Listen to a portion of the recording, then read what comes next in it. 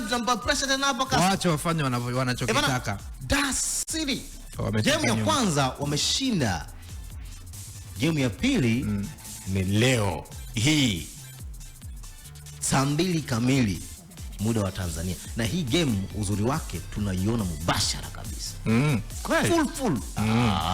Bwana, hii inaonekana HD, hii game unaiona. Sasa jana bwana na mdosi alienda Rwanda ujue. Sasa jibu lako Salama SK nani Bigi? Bigi. Jibu nimelipata. Okay. Sasa bwana mimi unajua kiwalisia niwe tu mkweli.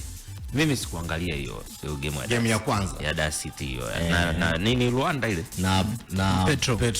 Rwanda ya Angola. Mimi nimejiamkia jana. Yaani juzi.